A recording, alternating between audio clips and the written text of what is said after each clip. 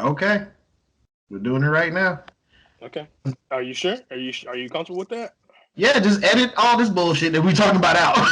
This is the best stuff. I don't know what you're talking No, about. no. I added the intro in, and then if I bet not see.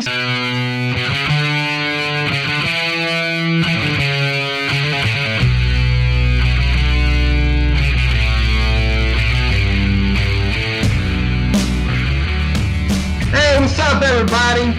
Thank you for clicking on this video. Thank you for joining us here on the show, which is mostly Wrong Opinions, where we talk about comic books, movies, and video games here. I am Tyrone. I'm Devin. And we are here to talk about some subjects today. And one of the subjects that we're going to be talking today is about a very important movie here for the Black culture, but it's for all culture, for everyone to see. It's called Judas and the Black Messiah. Deputy Chairman Fred Hampton of the Illinois Black Panther Party. Repeat after me. I am a revolutionary. I am. And stars Daniel Kaluuya and Lakeith. What's his name? Stanfield. Stanfield, yeah. Keith Stanfield. Mm-hmm. Now we all know, you and me know, bro. Lakeith Stanfield from Atlanta. That's where he got his shine from. But most people probably know him from Get Out.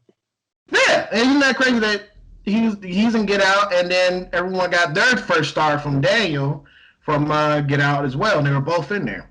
Is that weird? But is it really crazy though? Because that's really just like all the black actors. That's it. Like all of them in Hollywood are in this movie. So all he was missing was what's his name? What is his name? What movie was he in? No. It's a joke. I'm trying to get in my head. Shoot. What is his name? Can't believe Wayne Brady. Break yourself, fool. Oh, it's Wayne Brady, son. Wayne Brady. He was in the background somewhere. Yeah, but Judas and the Black Messiah is about chairman of the Black Panther Party in 1968, Fred Hampton. And it was a story about Bill O'Neill, which is what's his name? Lakeith character plays. And it's about how he basically set him up to save his own black ass. That's what it seems like to me. But Ed was going through it throughout the years of what he did to that man and did to the party. And well, you saw it yesterday, right? Yeah, I did. What did you think about it? Okay, I'm gonna give it a out of the 1 to 10. And when I see movies like this, it's just, it's one of those things where it's not a happy movie. It's an educational movie that everyone needs to see. But when I see movies like this, like it? Was it good? Yeah, it was amazing when it comes to acting. Like the acting chops in it was great. Was it Dominique Fishburne? That's the woman who Fishback. She played his wife, Chairman Fred's wife. She did great. And Daniel's ability is something about Englishmen, because Daniel is from England, and something about them who, when they can change their accent to like different dialects of the U.S. Because southern folks speak like Southern people, and up northern people speak like up northern people. I don't know. I noticed that his accent was off when he was giving his speeches. It sounded. I thought of Black Panther, of him like shouting in Black Panther. So like I could tell that his accent was off, and I actually had a hard time understanding. Really? You're actually kind of right, because sometimes he would say he'd be like comrade, comrade, blah blah blah blah blah blah, when he be to the people. And sometimes he would kind of slur his words when he go in that lower tone of vernacular. So So did you like the movie? This is like the important I did like I liked the movie. I did like it. Yeah. I liked it specifically. I liked it specifically because I liked the actors in it, and I liked the acting. I did not really enjoy the tale of it in a way, like the brutality of what it was. You know what I'm saying? I appreciate the movie, but I thought it was it was fine. I thought it was very run of the mill, and it was like, okay, like, and I was talking to people yesterday about this movie, and it made me think, like, do we have any other stories? Like, are Black people's stories, they're always about like pain and suffering? Is that the only aspect of the Black experience? Because if you are not Black, and if your only intro to the Black experience was through film, you just think we just like be screaming all day. I couldn't help but think of that Kendrick Lamar scream. You know how he does it in his yes.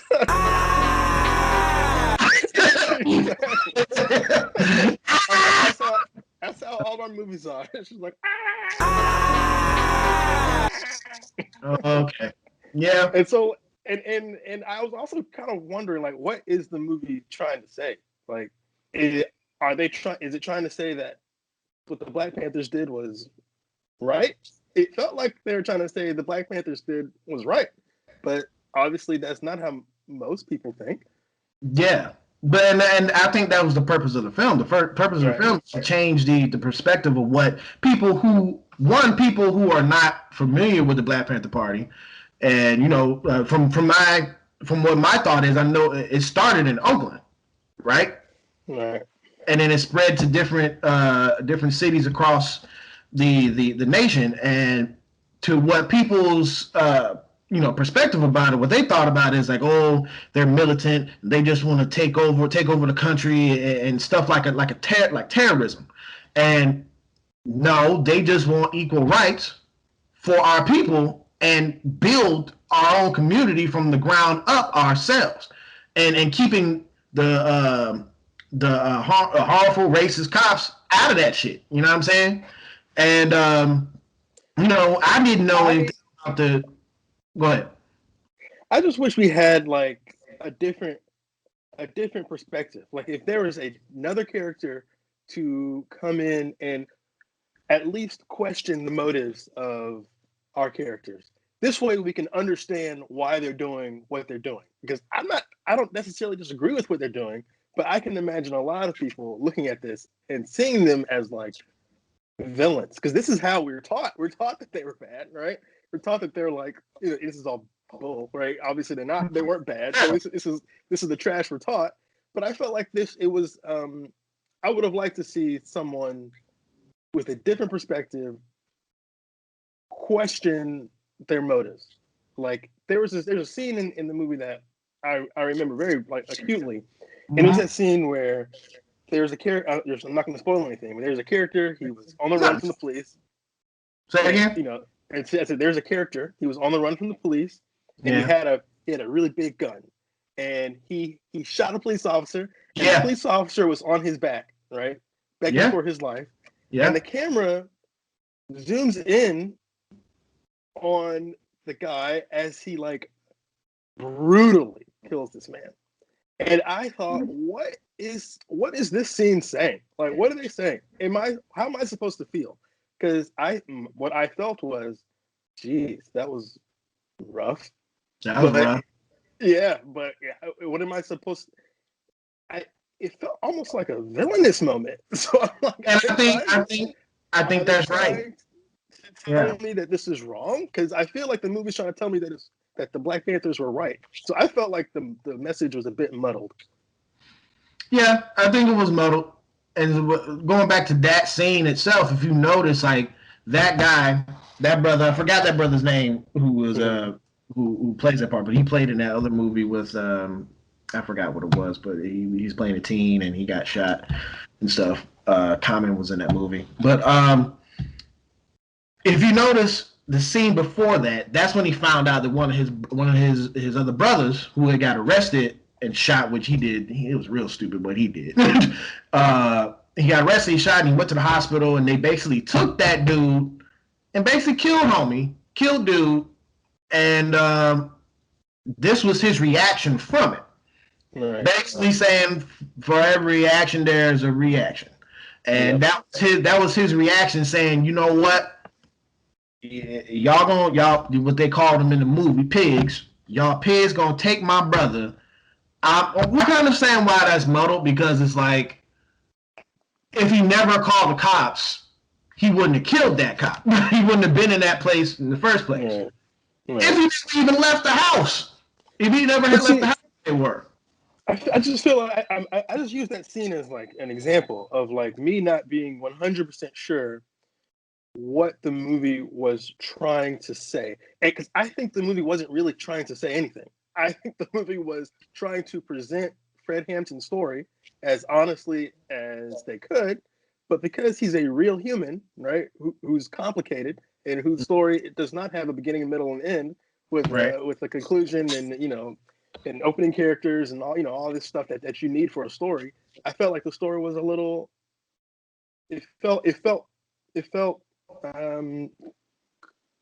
cold. I don't know. I wasn't moved by the. I walked into this film thinking I'm gonna be depressed. I'm gonna be like, what the hell? But then I came out feeling like nothing. I was like, all right, yeah. Okay. That's what I thought it would be. On your scale of 1 to 10, overall, what do you give it based upon it? That's a hard one, because I do agree with you that it's like important, and that it's like, and I'm really happy that stories like this are even being told in the first place. Yeah. Which makes me want to rate it higher. So I feel like I got to give two ratings, which is like the lamest cop out. I think my first rating is, I'd say go see it. It's a solid 8. It's a solid 8 movie where you will probably enjoy it. It's completely competently made, and it's an important story. But if it was not an important story, if I just look at it from a storytelling point of view, I would give it a 5. Perfectly down the middle. If it was like a fictional story that was made up by Disney, it'd be 5. It'd be a 5. And I was talking about this yesterday. I kind of wish this story was fictional, because I think you could tell a tighter story with fictional characters, where you don't have to like. You don't have to. You're not a slave to what actually happened, and you're not, and you don't have to worry so much about honoring a real life human being, two real life human beings.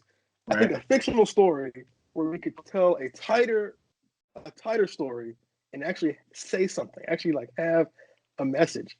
The message in here, it felt like, you know, life's a bitch and then you die. Like I was like, okay. It seems that way, and my rating goes to that. It's because of that very reason of just like, which is probably going to come back and bite me in the ass for what we have to talk about later in our episode today. But I think it needed to be told, because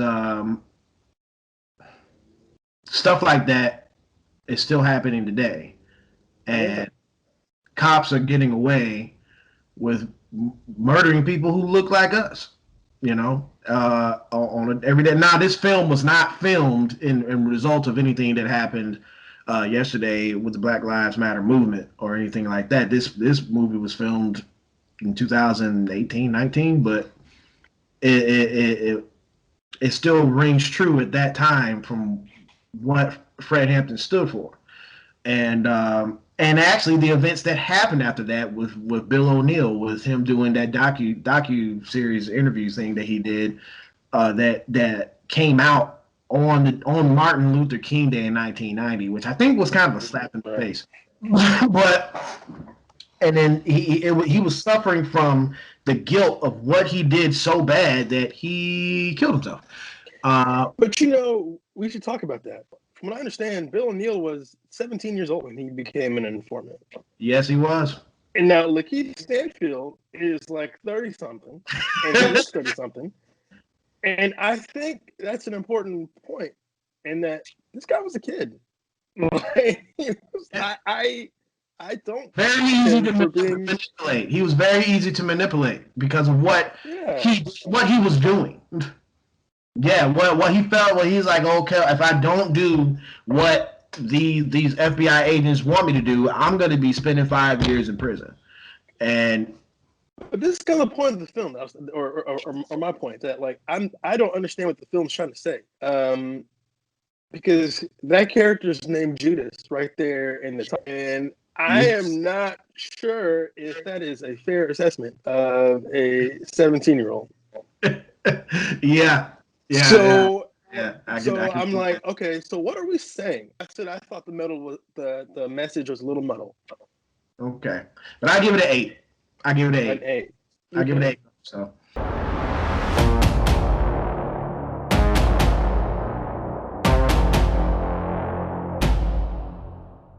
Next on the next chopping board for the next topic to talk about is Mortal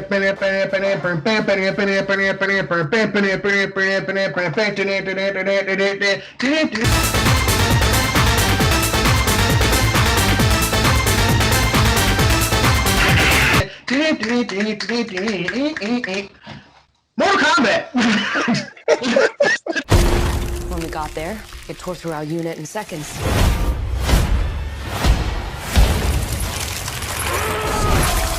The target has superhuman abilities.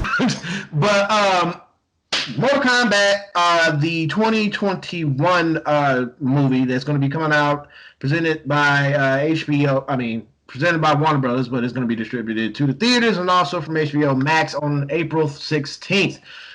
The trailer came out last week. Bare bones, what do you think of the trailer? It looks awful, but that's okay. That's okay. Wait on. Pause. Time out. Throw a flag on play. Way back. Okay. It looks like a movie that is going to come out on HBO Max, which it will. So okay, you making it seem like it's a Lifetime movie, bro. But with tiny special effects. I mean, this is a Lifetime movie. It's a Lifetime, but it's a Lifetime movie for people like you, for dudes. It's a dude's Lifetime movie. I mean, here's the thing. But wait, before you go, I talked to our mutual friend here, Blair, and when I asked him about it, Blair said I kid you not, he yawned. He was like, I didn't ask for it. Yeah, I'm with him. But moreover, do we need it? Because I feel like the Mortal Kombat video games, which I've been playing a lot, they're actually telling good stories. And they look great. So why do I need this movie? I don't. Because I'm getting my good story fix from the video game. Now I can guarantee you that this movie will not have a good story. I can promise you this. Oh, okay. But it'll look bro.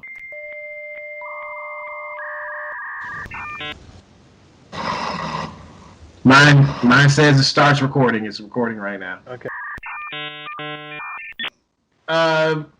Since you and Blair's thoughts is not needed, my thought is it's back, man. We fresh it up. You know, give me that 21st century, somewhat crappy visual effects. I'm not here to listen to a story. I'm coming there to turn my brain off and see someone's brains get out of their head. That's what I'm there for. I don't believe in turning your brain off in the movie. Like, I turn my brain off. I turn my brain off for nothing, for no one. My brain is always working. So I'm going to look through the movie. And also, I think the days of movies being superior to video games or being some kind of higher form of art than video games are over. I think that's done. I think video games have been telling awesome stories for a long time. So I don't think we need this. If this was 2003, all right, maybe, but it's not. It's 2021, so I'm not sure if we need it. Now, will I go see it? I'm going to go see it only because it's streaming, and I think that's the power of streaming. Only because it's streaming. If this movie came out in the theater, I would have a hard time sitting in traffic, catching the train, standing in line, dealing with my fellow New Yorkers, and watching this movie. I think I'd be pissed off by it. And spending a lot of money to do that. But because it's free and I can watch it on my sofa, I will probably watch it. But I don't think we need it, and I agree with Blair in that I don't think we need it. But I'm glad. That being said, I'm trying not to be a hater here because I'm glad people like the trailer. I'm glad to see you're excited about it, and I hope you love it. I hope it's the greatest movie of all time. I'm not saying that I needed to be Schindler's List, okay? I'm not saying it needs to be One Flew Over the Cuckoo's Nest. I'm saying I need to see what I played from the video game. If you're gonna do it, if you're gonna put millions of dollars behind something like this, and you're going to try to recreate something that some people will think there's lightning in a bottle one time from a video game standard, or even from a movie standard when they made the first one in 1995. Then you got to do it right, because in 1995 it was rated PG-13. Okay, and we all know that Mortal Kombat ain't supposed to be no rated PG-13. Now, when it comes to the aesthetics of the trailer, it looks beautiful. Yeah, I agree. It's pretty. It looks beautiful, with the exception of Kano's laser beam. That looked kind of stupid. But I think Kano's gonna have an evolution. That's what it looks like to me. I think he's gonna. I think he's got these scars around his eye, and I think that's gonna evolve into having the plate on his eye. The plate, yeah, that's definitely gonna be it. The things that I liked about what I saw in there is that it seems like smoke is in it. What gives you that impression? Huh? What gives you that impression? There's a part in the trailer where a ninja is coming through smoke, and I think that's smoke, and it's not Sub-Zero. I saw Cabal in there because Liu Kang was fighting Cabal. I like Cabal. Dope. Now, what I don't understand is Hollywood's insistence. They're very insistent on bringing diversity to something that doesn't really need diversity. Okay. Where it comes to Melina, she ain't supposed to be black. Okay? Okay. I call bullshit on that because the first Melina was white, and I know she was coded as Asian. She's Asian. No, she was coded as Asian, but the woman who they photographed to be Melina was white. In what? In the game? She was white. It was there was no Asian people. You talking about the second game, right? I'm not sure which game. Yeah, it must be the second game. She introduced in the second game because Katana is supposed to be her twin. Yeah. I'm gonna look up the original sprite that they modeled Melina after. Okay. Too. I'm confident she was white. It is a white woman. She looks Italian. Now she is coded as being Asian, fine, and it's like 1990 whatever, and so you can't really see her features or anything like that. The point is, for me, it doesn't matter. I don't care what color or ethnicity Melina is or is not. I don't care, and I don't feel like that's ethnicity shoved down my throat or something. It just makes it weird for me to see it on screen, because I'm gonna be like, okay, if Melina is supposed to be clone, then I better see a black chocolate hourglass fat booty Katana on the other side. That's what I better see. Okay, that's fine with me. Is that a problem? Make it equal. I better not see some damn Fantastic Four Johnny Storm. I say this. Like, are we losing a piece by having Melina be black? Do we lose something? The character is still there. I don't care. The character's still there. We're not losing anything. That's not it. Also, you have to remember that a lot of these characters were made by white people, and it's like a fetishization of Asian culture. It's not Asian people loving their own culture. This is white people making something to look like it's supposed to be Asian. So I see that. There's no reason why she's got to be black or white or Asian. It is a fictional character made up by white people for little white boys. So I don't care. I don't care. If she's a good actress, cool. What do I care? I think people make such a big stink out of stupid stuff like that, and stink. if my eyes could roll back behind my skull, they would. I don't care. Wait, like Morpheus?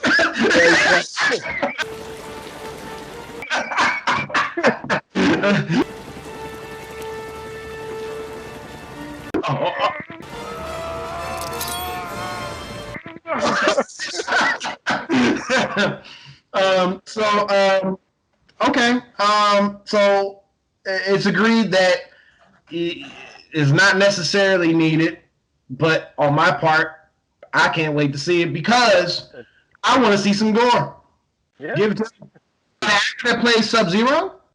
He was in a movie that I just saw today, but I should have saw 2 years ago. It was called The Night Comes for Us. The Night Comes for Us. Okay.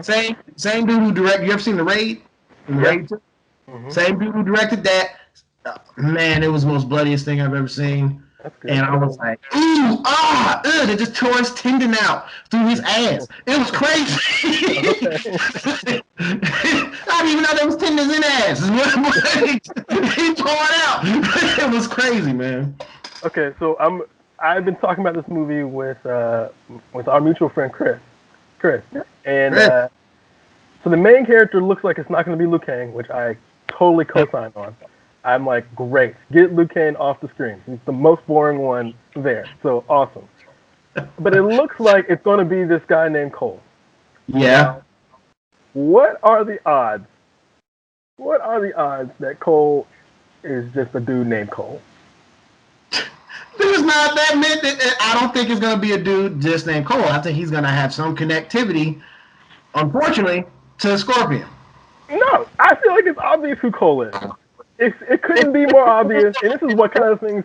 And hopefully I'm wrong, but it's one of the things that. No, it's obvious to me that Cole is Sub-Zero's brother. He's the second Sub-Zero. I'm like, duh. He's the nice Sub-Zero, huh? Yeah, he's the other one. Exactly. He's the nice Sub-Zero. This is the mean Sub-Zero we got right now, who dies, and his comes Noob Saibot. And Cole is going to come back as Sub-Zero. He's going to get a nice little fancy scar down his eye, and he's going to be Sub-Zero. I feel like it's obvious. And when I can feel the beats of a movie, I tune out. My brain starts to wander. I was texting Chris, and I was like, I know the movie. I'm going to tell you the movie. I'm going to tell you everything that's going to happen in the movie right now. And I said, the movie's going to end with Sub-Zero killing Scorpion, and Scorpion going to hell, where he gets his skull face. But Scorpion, in the process, fatally wounds Sub-Zero. Sub-Zero also dies, and he becomes, there's going to be a little teaser at the end where he becomes Noob Saibot. Oh, okay. Then, hold on, I'm not done yet. Liu Kang fights Shang Tsung, wins, becomes the winner of the tournament. Tournament.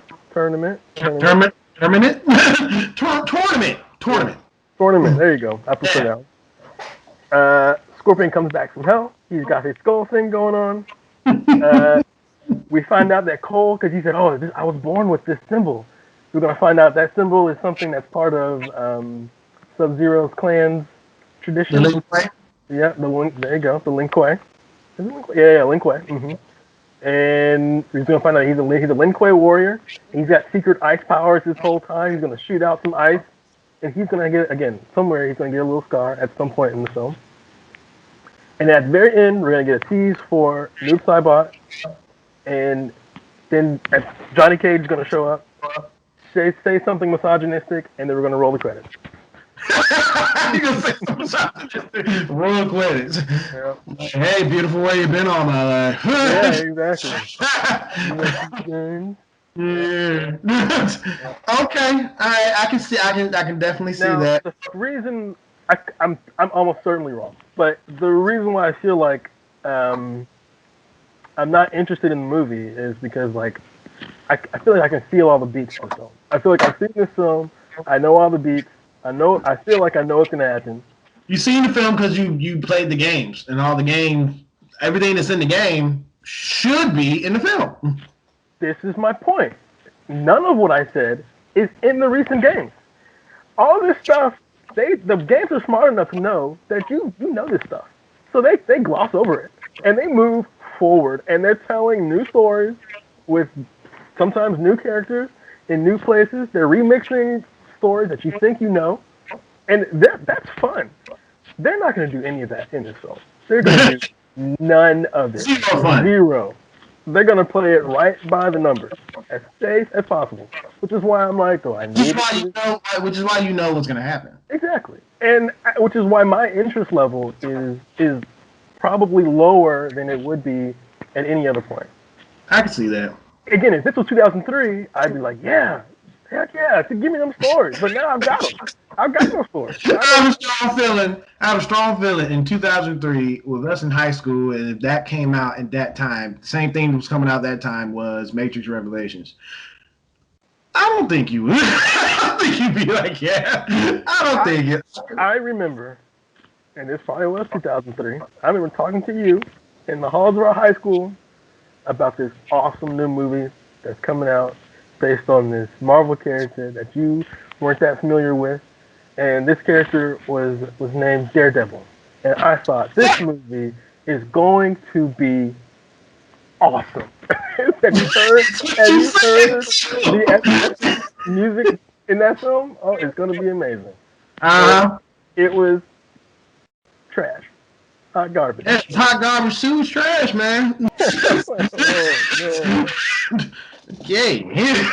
But anyway, I'm not saying Mortal Kombat's gonna be like Daredevil. It's not. It's gonna be fun. It's gonna be a just fine movie. I don't think they make Daredevil movies like that anymore.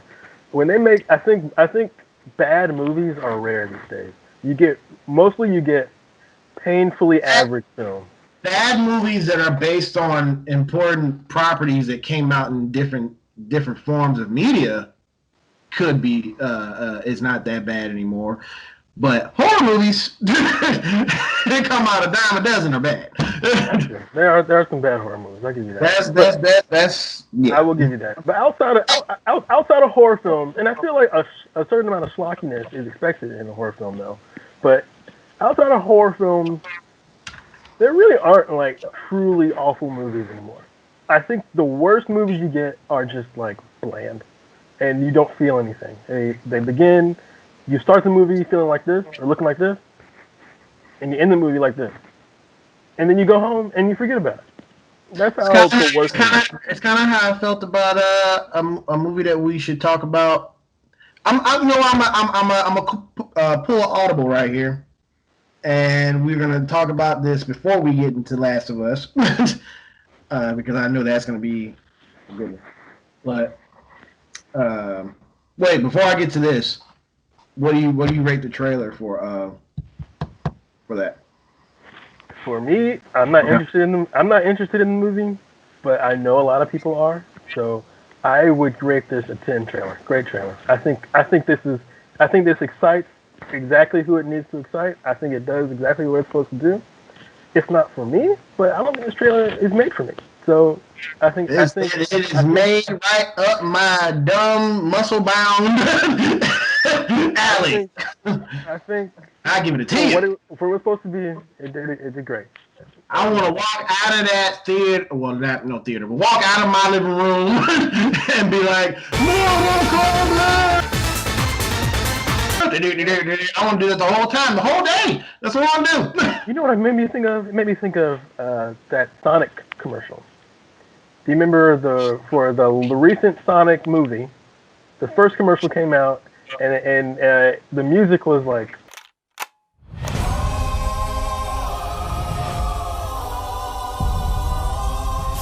Gotta go fast. You know what I'm talking about? Yeah. They didn't make the same mistake that the Sonic commercial did. The Sonic commercial didn't use their best song, and which is of course Green Hill Zone. They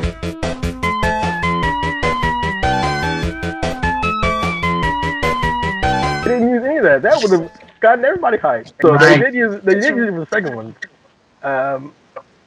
Mortal Kombat wisely used their music. They did not make that mistake.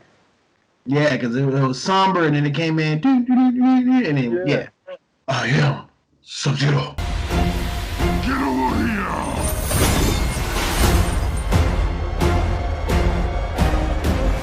But with Mortal Kombat, give the trailer 10 out of 10. Now, it did exactly what it's supposed to do. It's aimed right at the right people, and I think it knocks it out of the park. Now, it's not aimed at me, I don't think, because I think it's definitely aimed at me. It shot me in my chest.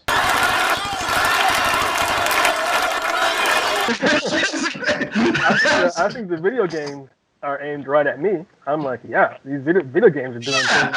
The video games are 10, 20 years ahead of where this film is, and so that's where I am. But you know, if you're out there or you don't play video games, or maybe you played them back in the day or whatever, great. You'll probably really, really like that movie. It looks like it's for you. I play 11, and I played 10. I played 9 with my ex, and then before then I didn't play since Mortal Kombat 4. Do you have any of the DLC for 11? Oh, I got all that, man. So you got all the characters and stuff? I got only one I don't have is Shao Kahn because I don't like that bitch. He's like $6 or something. So yeah. I don't like that motherfucker. I got everybody else, and you know why I don't want to get him? Because I think he's a cheat code with that damn hammer. So yeah, I understand your hate for Shao Kahn. You're supposed to hate that character. So it's okay. Yeah.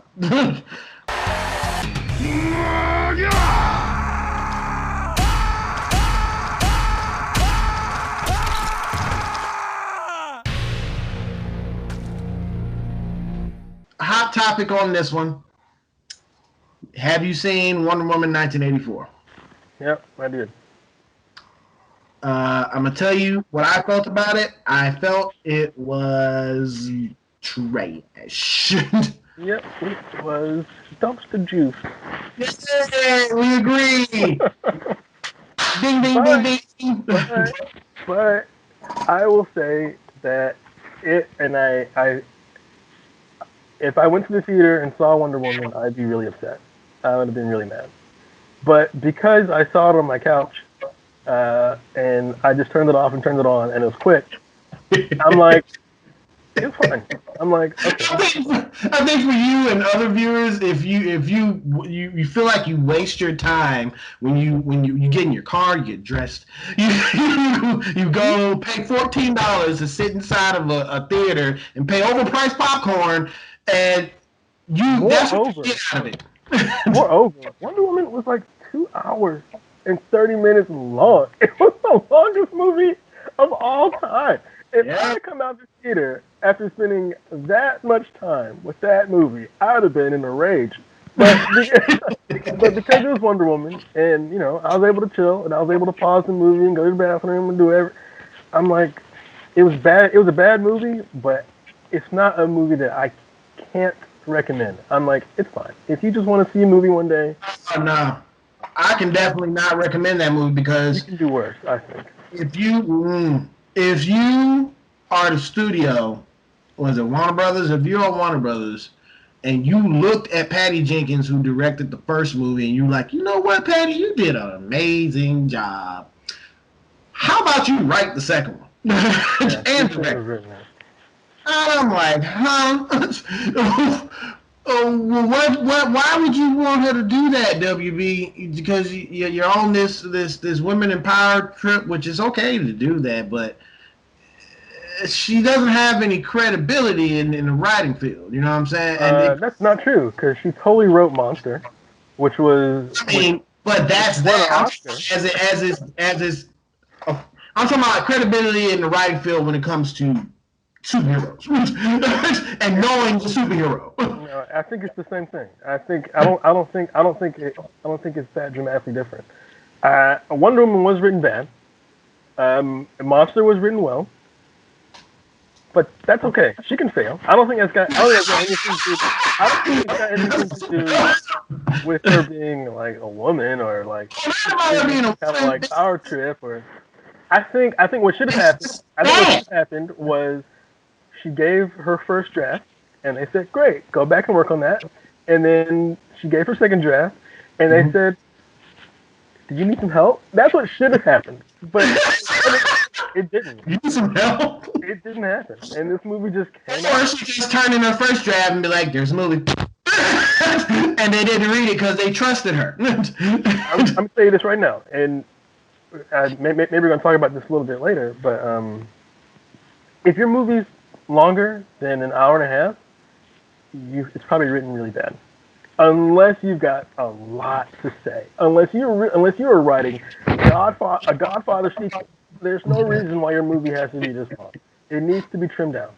And for a Wonder Woman movie to be as long as it was, I think that's a great sign that we got problems. Now, I think there's another director who has this same issue. He doesn't really write his movies, but his movies are ethically long, and they're all garbage. And that's Zack Snyder. We will get to that, bro. On another episode, we will talk about Zack Snyder. We're definitely going to talk about Justice League. That's going to be an interesting one. And but that's why I'm not interested in this Snyder cut because I don't care. I'm happy. I'm happy he gets to finish his vision because he wasn't able to finish directing the film because of like terrible family tragedy.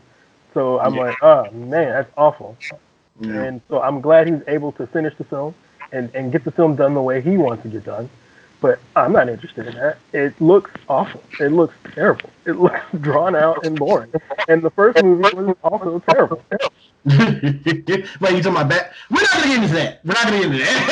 Okay, he's like, we're not gonna get into that.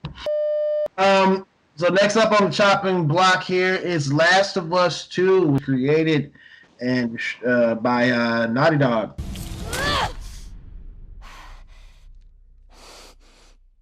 You can't stop this.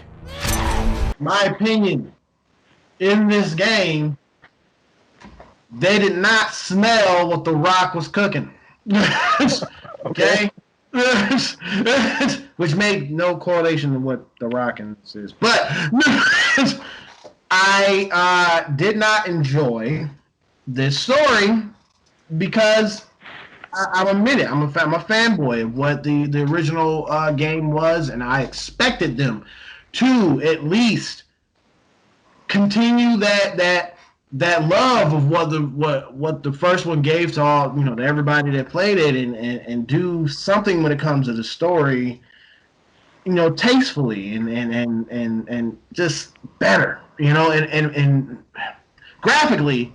Which I was telling our mutual friend Blair about today. When I talked to him about it, he enjoys the story, and what I told him today is like on every version of the platform on PlayStation 4, whether it's PlayStation 4 regular base or Plus or PlayStation Pro, it looked amazing. It ran amazing. It was just a architectural just wonder.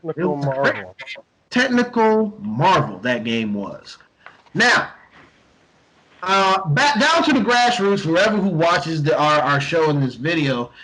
Spoiler alert in the beginning, if you played the first Last of Us 2 and you expected to play with Joel Miller throughout the The whole second game, don't expect that. Because you only play with him for the intro, and then an hour and a half later into the game, he's dead! Please stop! Please don't shoot! Joel, please get up! He's a dead man! Not only is he a dead man in the video game, which is not really the biggest gripe that I have with this game, it's the way that they killed him, and you have to play with the person who killed him. So if you loved that character that was in the first game, that you just like, you know what, he lost his daughter, he's building this up with this new chick who's supposed to be this new girl that's supposed to be like the savior of the world, and you're expecting for that growth to happen in the second game. No, you don't get that. You get it taken away like anchovies off of a pizza, because we all know that anchovies don't belong on pizza. No anchovies, and I mean no anchovies. You put anchovies on this thing and you're in big trouble, okay? So, But see, I feel like the game was saying, you were wrong. And you were wrong to like Joel. Joel was a shitbag. And they told you. He told you. His introduction, he was like, I've done awful things. And everyone around him is like, yeah, Joel is not a good person. Now, just because he's not a good person doesn't mean he isn't sometimes a nice person, which is what I think a lot of gamers get confused with. They thought, Joel was nice to me, so they want more Joel. But Joel was awful. He was a thief. He was a killer. He was a terrible, terrible person. had to be. And he even admitted in the first game that he did not kill to survive sometimes. He was a highwayman. He killed because that's what you did. This is how he chose to survive. Now there are lots of other people who did not choose that way, and they survived just fine. He was an awful, awful person. Now, just because he had some nice moments doesn't mean he isn't terrible, and that's okay. And he died the way a terrible person should die, and that's getting beat to death. In the corner. Like, it's okay.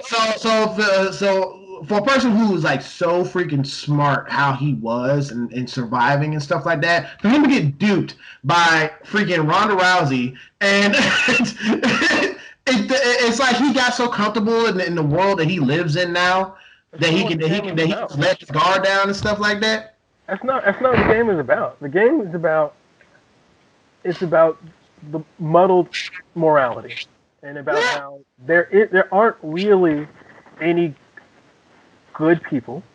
Everyone's got their hands dirty, and everyone's gonna get theirs in the end. And it talks about the cyclical nature of revenge, and how people keep trying to get revenge, and then that person gets revenge on that person because of that revenge, and this person gets revenge on that person because of revenge, and that person, and it just goes on forever and ever and ever and ever and ever. There's nowhere for it to go. It shouldn't have been in Last of Us 2. It should have been in Last of Us 3. Because if you wanted to create Last of Us 2, you wanted to show the depths of this revenge, then you give me Abby's story. Now, I think at the end of that, Last of Us 2 with Abby, we see Joel killing her father, then we'd be like, oh, okay, connect the dots. Boom, I love it. You know what I'm saying? I think people expected Joel to be the main character because he is white and he is a guy. And this is what you always expect. No. You expect the white guy to be the main character. And so when the white guy who has been a shitbag the whole time, and we've got a word for white guys who are shitbags the whole time, it's called the anti-hero. Why? I don't know, but whatever. When the white guy who's been a shitbag the whole time dies like a shitbag, everyone gets upset. I'm like, why? It makes a lot of narrative sense. So I really liked what they did. I had no problems with it. I was shocked, just like everyone else, because I expected Joel to be the main character. But the game was smarter than me. It gave me something I did not expect, and I really, really enjoyed it. I thought it was a great game. They told a great story. And I think if you talked about this the other day, I think if you go back and you replay it, knowing what you know now, not doing it. I think you will enjoy it. And also, think about all the games you play where you feel nothing. Like you feel nothing. The game begins and ends. You feel nothing. This game you feel so strongly about. Isn't that awesome? Like, isn't that cool that a video game can do that? This is something the Mortal Kombat movie will never do. You will feel nothing after the Mortal Kombat movie. You might say that was cool. Remember that time when Scorpion did the thing with the spear? Yeah! With the thing? Dumb shit! But beyond that, there's no story. And a month after Mortal Kombat's out, you will forget it. The reason why my take on this game is like it is the same as it was when I played it is because I don't want them to recreate what I felt is subpar. Okay? This was an excellent game. I thought it was probably one of the best games I've ever played. And do you think they deserve all the accolades that they got at the Video Game Awards? You think they deserve best game? What game should have gotten it? Exactly. You can't even remember. Tsushima. Ghost of Tsushima was good. Oh, boom! Direct hit. Not better than The Last of Us 2. The Last of Us 2 was a superior game, and it is a great story. I thought it was just awesome. Now it's a sad story. It's not a fun story, but it's games are supposed to make me feel fun. It's not supposed to make me feel like what I'm doing in the world. And so, am I wrong? Of course, we all know revenge is wrong. Duh. So why do I have to play this big burly bitch and give her all the cool stuff? Give her more health. Give her a flamethrower. Make her love dogs. All that stuff that Ellie did not get. And take away all of Ellie's freaking fingers, and then she had a good thing with Dina, and she gave that up, and then freaking what's his name? But your memory's being selective because in the end of the game, I feel like it was heavily implied that she was like tortured and possibly raped. So I don't think she got everything. I think she was absolutely punished for the terrible things she did, just like everyone else in the game. I feel like the punishment was pretty even. So I'm not with you on that. Also, think about how many games you've played where you played a woman who was not a sex object. 0. That's like a big deal. Give me a second here. She wasn't built like Laura Croft with her titties out the whole time. She was built like a human being, and she was modeled after a human being, a real life person. People look like that. They don't always have they came to my mind, by the way. They don't always have to look like Laura Croft. Sometimes they look different. And I like that. Right now, I'm playing Cyberpunk. And in Cyberpunk, I'm playing as a black woman because anytime I get the opportunity to not play as a white dude, I take it. Because every game you're a white dude. Every single game. And not only that, you're a white dude with brown hair and brown eyes. It's the most. Exactly. It's boring as hell. So I really appreciate it that I'm playing as a woman who does not look like Laura Croft. I really, I feel very passionate about this. I smell like cocoa butter. She smell like shea butter and cocoa butter. She looked like a real person to me. This looks like a human. Joel is boring. He looks boring, but his story is interesting. And his story ended the only way his story could end, violently. How else could it end? Joel doesn't get to go off into the sunset. He was a shitbag for 2 games. And there's 20 years that we never even saw where he was an even worse shitbag. It makes sense to me. And also, to say that Joel wasn't in the game, again, also more selective memory. His presence was huge. And he was not only in every single flashback, but a lot of the things Ellie did, she only did it because she saw Joel do it. Like the way she made or crafted tools and things like that in her book bag. Like his presence was humongous. Okay. I thought That's what we get here on Mostly Wrong Opinions.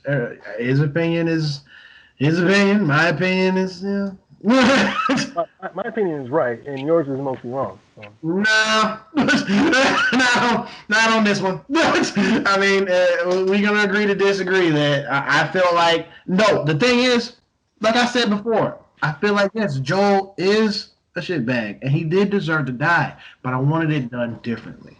It's not that I didn't want him to have his brains beat in or whatever. It's just I wanted it taken care of. Just like, come on, man. Don't make me play as this bitch right now. Just take him out later in the game or take him out in a third game. Give me Abby's story in the whole full game so it feels just more fleshed out to me instead of I call bull. You would hate that too. If there was another game featuring Abby with no Joel, you'd say, where's Joel? Where's Joel? Where's Ellie or anything like that? I'd be like, if this, hold on, I got it right here still. Look. If this was Abby, and on the back it still had Abby and all this stuff, and it said Last of Us 2, I would love to play it. You'd say people are on their PC thing by replacing Joel with a girl. They turned Joel into a girl, and now they're being PC and this, that. There's no way to do it because people are so used to white men being the main characters. They just are so accustomed to it, and it's ridiculous. It's a joke. Even when the game is screaming at you that this guy is awful and deserves to die, you still go to bat for him. Why? Why do you do this? And I think this is a question that I think it's a question even the game asks. Why? Why did you fetishize Joel? Why? He was awful the whole time. He deserved nothing but what he got. When you played the first one, did you feel like you were playing as a horrible person? Yes, because at the end, when you didn't tell Ellie about what happened. Yeah, I was like, is he the villain? He just doomed everyone. He killed everyone to protect Ellie. Okay. To his knowledge, we don't know. I don't know if Ellie actually could make the cure. We don't know. This is less ambiguous in the first game. But to his knowledge, the Fireflies could have fashioned a cure. And he killed everyone and ran out with Ellie because he couldn't bother suffering another loss. So everyone else took a loss. The entire world, all of humanity. Very selfish. I get it. But someone else, I think Angry Joe made the. I think Joe is the villain. Okay, but I think Angry Joe made a good point about this. And Angry Joe, he's real big YouTuber, right? I think when he said that, what if Joel didn't do what he did? Mm-hmm. What if they did make a cure? Mm-hmm. What is one of the human race's worst things that they do? They take something that's valuable that everyone needs and they profit off of it, and they militarize it. Angry Joe said in the game, if it didn't go the way it did, who would have thought that some freaking dictator would have came up, took the cure, and then held it for ransom and all that. That's a stupid argument, because why is that Joel's decision to make to just cut that off at the root? It's not. As a matter of fact, he knew it wasn't, which is why he went on the whole ordeal the first game. As a matter of fact, Joel wasted your time in the first game. He spent the whole game trying to get a cure only to throw it in the trash at the end. So Joel was a terrible person, and they never tried to hide it. But the only reason why you liked Joel was because he was sometimes nice, sometimes self-deprecating, and he was a white guy standing where you expect white guys to stand, right in the front. Okay. All right. That's cool. That's Now, cool. again, I say what you should go back and revisit The Last of Us Part Two. It's going to be hard. It's going to be a slog I'm not gonna do because the that. story is a slog. But I think you should go back and revisit it, and you will find that a really rich story. Did you like Red Dead 2? I love me some Red Dead too. Okay, so Red Dead 2 was also a slog. It was also a rough, not so happy story. And there are points in that game where the actual gameplay is boring. And they make it boring. I feel like this is a point in that game. We're gonna have Parts to. of this game are boring. Oh, I'm getting to a point here. Okay. Now, that does not mean the game is bad. But that does mean the game probably isn't fun. Right? Red Dead is not fun. Walking slowly through your camp while making coffee for 30 in real time minutes is boring. That is dull. There's nothing exciting about that. And the game makes you do that over and over and over and over. And the map was so absurdly large that you could put your horse on autopilot, walk away, make coffee, come back, and your horse still wouldn't get to the town you're trying to get to. Because that is dull. That is boring. So my point is, I'm sorry, I'm going over too long. My point is, video games don't have to be fun in order to be good. All of that served the story. All of that served the hard, monotonous life that was present in Red Dead 2.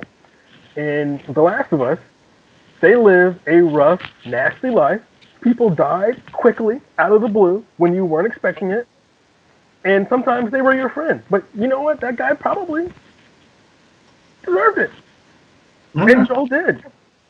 Okay. And I appreciated that story. Just like Judas and the Black Messiah, to bring this in full circle. Not a fun movie. Not a fun movie. But probably a good movie.